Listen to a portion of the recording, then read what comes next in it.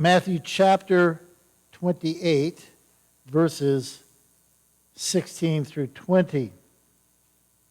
So this is coming up on the time of year when young people will graduate from school, high school, college. And the ceremony is called Commencement, from the Latin, which means to begin, to commence, or to start. And that's the title of the sermon this morning. And one feature of every commencement is a commencement speech. So somebody is invited to the school, maybe an alum, maybe somebody who is important in some other way, accomplished or a celebrity, to give a speech. And their speeches are uniformly forgettable. I can't remember what the person who gave the commencement speech at either of my college graduations said. I don't even remember who said it. And I certainly can't remember high school. So, it's not like they get up there, and a lot of times in college it's somebody that's invited, they're given an honorary doctorate, and then they come up and they give a speech. The graduates really aren't really into it. They don't really care what this person has to say. They're thinking about other things, probably the party afterwards. Matthew chapter 28, verses 16 through 20 is famously known as the Great Commission. And we could say it was the disciples' commencement ceremony and Jesus' commencement address. And it is anything but forgettable. In fact, it has been read and memorized and cited and talked about and loved for 2,000 years. And as with every commencement speech, there is a challenge to the graduates. So usually it goes something like, pursue your dreams, or become the person you were meant to be, or make the world a better place, that sort of thing, right? But Jesus' challenge is the greatest challenge of all. It's an invitation, that's supposed to change. It's an invitation to participate in God's mission to save the world, because that is what God's purpose is in the world. That is what God is doing. That's why God sent Jesus, to save the world. And in this commencement speech, which we call the Great Commission, we are called or invited to participate in God's mission. And this passage, I see three things in this passage about God's mission and his invitation to us to participate in it.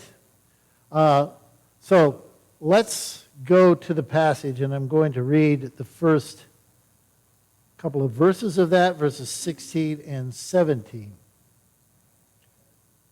First of all, I want to say this. The first thing that we learn from Jesus' commencement speech to his disciples is that we don't have to be perfect to participate in God's mission. Now, verses 16 and 17. Then the 11 disciples went to Galilee, to the mountain where Jesus had told them to go. When they saw them, they worshipped him, but some doubted. So, now remember, the last thing that the disciples knew in the book of Matthew was that Jesus had been executed by the Romans. He was dead. This guy that they had followed for 3 years, this person who had been their teacher, for those 3 years, teaching them as his disciples, as his learners, had been executed and killed. Their hopes were crushed. But then some of the women who had gone to the tomb found that said that the tomb was empty, and that they had seen Jesus and that Jesus was alive. And they said that he wanted to meet them at a mountain in Galilee. And so they show up. It's got to be a weird picture, if you can imagine, if you're a student and your teacher is dead.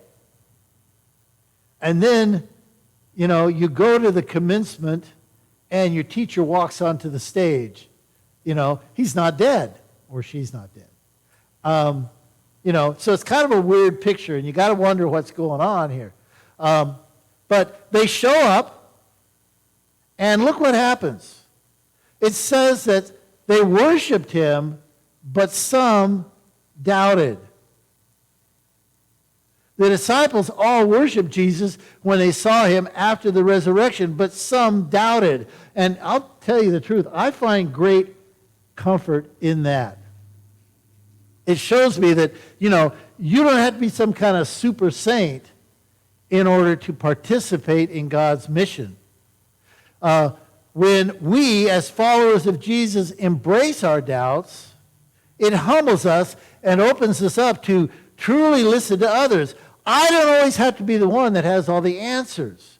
I don't always have to be the one that knows everything, that has everything nailed down. You would have thought, these disciples, you would have thought that, after all that he had taught them, after they saw him alive, that then the Bible would go on and say, and they went forth in great faith, and, but it says some doubted, right?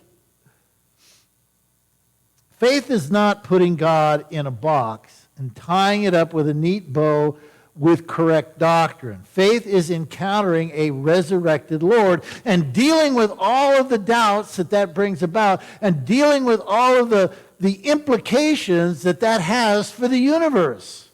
I mean, when you think about it, when you really think about it, step outside your box for a second and think about it, the idea of the resurrection of Christ is absurd.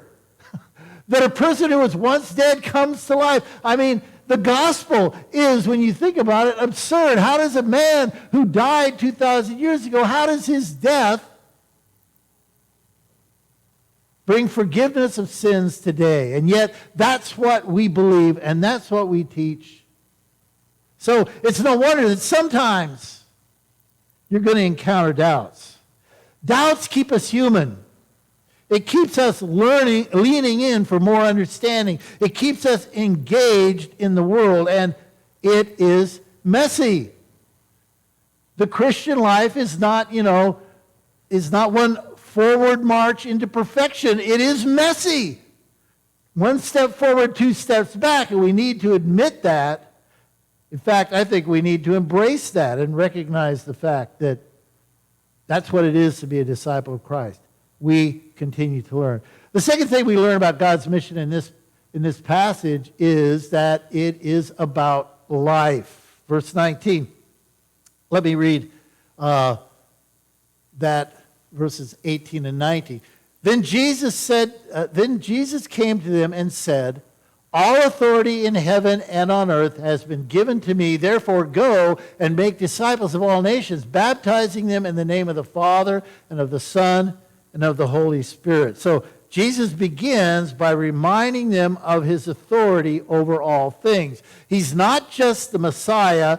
He's not just the King of the Jews. He is King of the entire universe. So he sends them out to spread his kingdom to the whole world. Go to all nations, all tongues, all sorts of people, everywhere in the world. If it's in the world, if it's a human being that lives somewhere in this world, that is your mission field. Go into all the world. And I want you to notice three things about this particular section. It is about living life. Jesus says, go. Now, the imperative in this text is not the word go. The command is not the word go. The command is make disciples in the Greek grammar. The imperative term is make disciples. And the tense of the word go might be better understood to read, as you are going.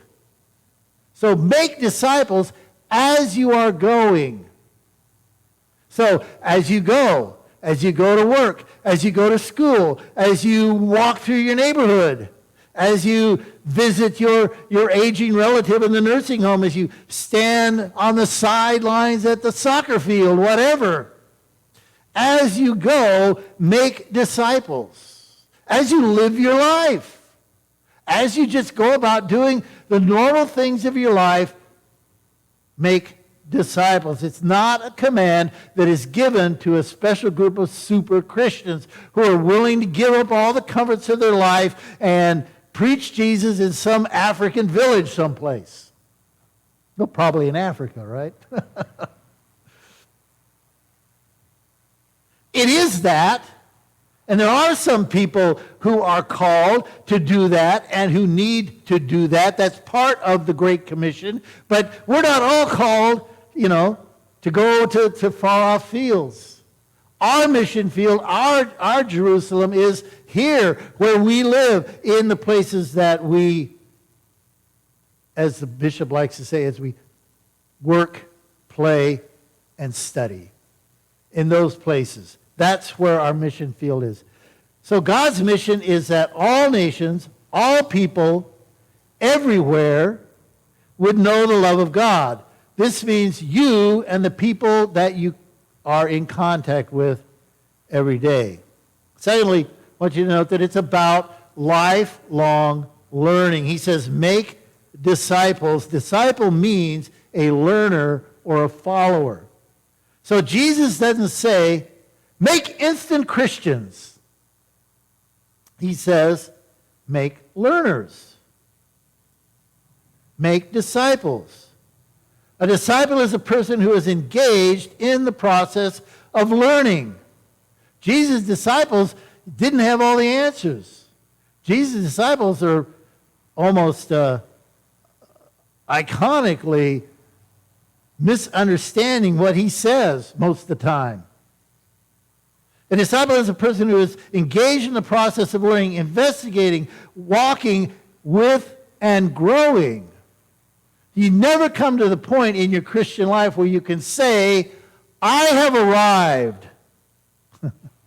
Even Paul says, not that I have attained, but I press forward toward the high calling for which Christ has called me. Now, of course, there is a time in our lives when we become followers of Jesus. We were not followers of Jesus, and then we become followers of Jesus. I once was lost, but now I'm found. But there is never a point at which we can say, I've arrived. I am perfect as a disciple of Christ.